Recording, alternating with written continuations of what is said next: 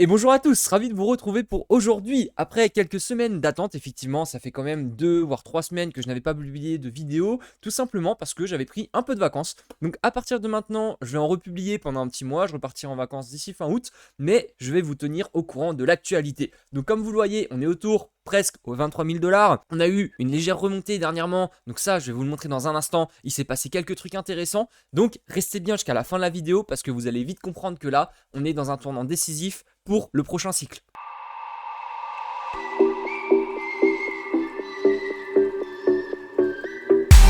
Avant d'aller plus loin, n'hésitez pas à lâcher un petit like ou commentaire ou à vous abonner, ça me ferait extrêmement plaisir. Donc, le Bitcoin, on va commencer par lui. Le Bitcoin, on a eu une autre phase de temporisation sur les dernières semaines où je ne vous ai pas fait de vidéo.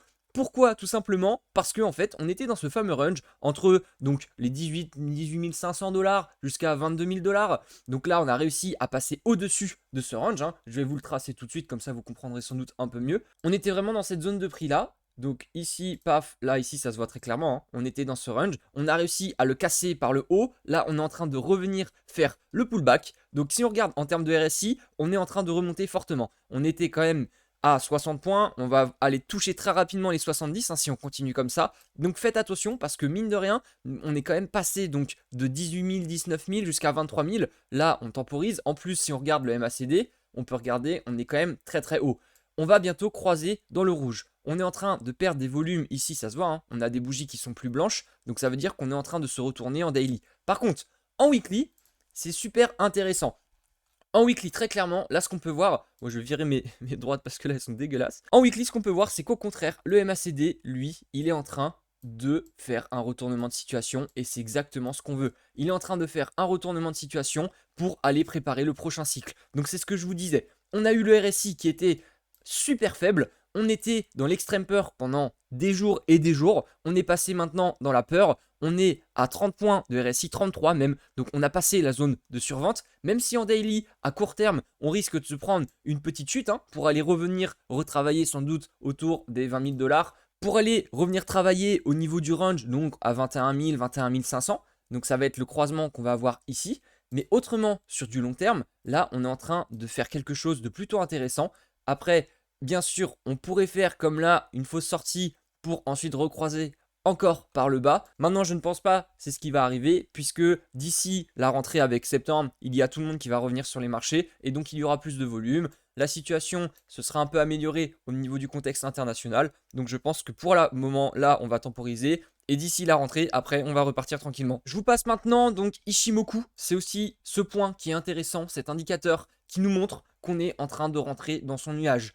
On a eu le cours qui a plafonné à chaque fois au niveau du bas du nuage. Ici, très clairement, on est allé toucher, on s'est fait rejeter. Là, à chaque fois, on n'arrivait pas à remonter. La lagging span, elle, a réussi à passer à travers le cours. Donc la lagging span, c'est celle qu'on voit là, ici, c'est la droite orange. Et à partir du moment où on traverse le cours, là, pour le moment, on n'a aucune frontière, donc aucune résistance jusqu'à ce point-là à peu près.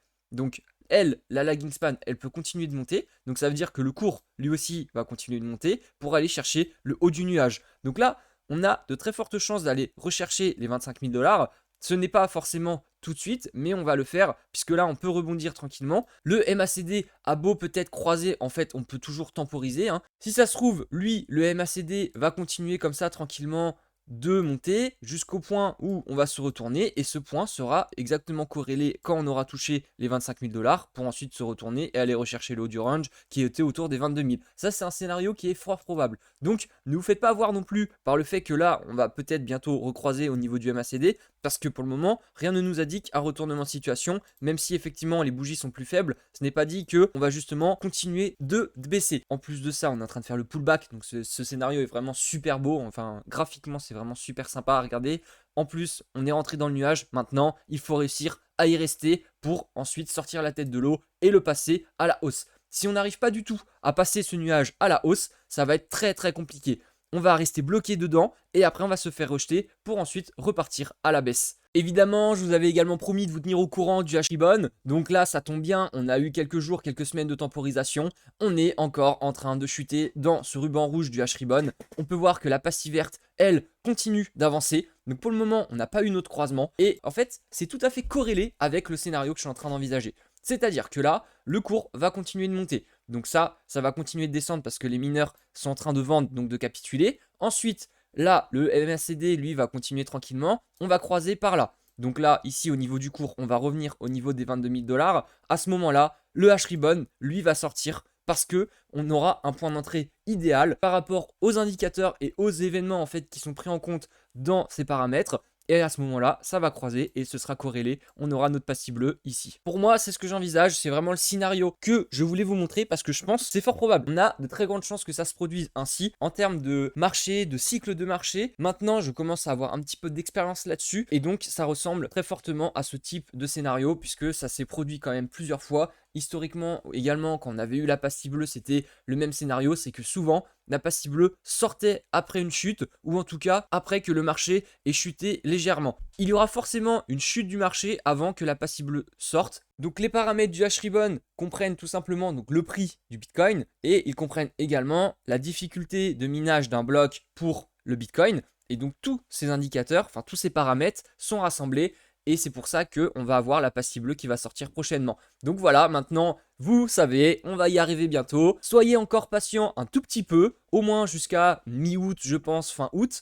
Et après, ce sera bon pour nous. On va partir sur un sacré cycle, je pense, encore une fois. Et ça va être la joie. Et pour terminer, je vais vous passer tout simplement les moyennes mobiles. Donc c'était une émission assez courte, mais en même temps, je voulais vous passer quelques indicateurs sans trop m'attarder sur les alts. Parce qu'évidemment, il y a des alts qui ont continué à performer, qui ont fait des x2. On a eu 2 semaines de temporisation où justement je n'ai pas suivi certains alts, ou en tout cas je ne vous les ai pas montrés. Moi je les ai suivis personnellement, mais je ne vous les ai pas affichés en vidéo. Donc ça, je vais le faire dans la prochaine. Je vais vous montrer les alts qui ont pas mal performé, ceux qu'il va falloir regarder. Et tout ça dans la prochaine vidéo. Donc il faudra également vous tenir informé de la suite. Enfin bref, pour terminer, on a donc repris la moyenne mobile de 100. Donc ça, c'est vraiment quelque chose de bien parce que historiquement, on n'avait jamais vraiment traversé à la baisse. Surtout, c'était en weekly, me semble. En weekly, on était passé en dessous. Donc là, on est en train de revenir à son niveau. Donc c'est très très cool. Si on arrive à clôturer et se maintenir au-dessus, donc cette MA de 100, et bien là, ça peut être très très bon pour la suite. Et voilà, c'est terminé pour aujourd'hui. J'espère que ça vous aura plu. N'hésitez pas à lâcher un petit like et à regarder ma prochaine vidéo avec les alts qu'il va falloir avoir dans son portefeuille. Et je vous dis ciao ciao.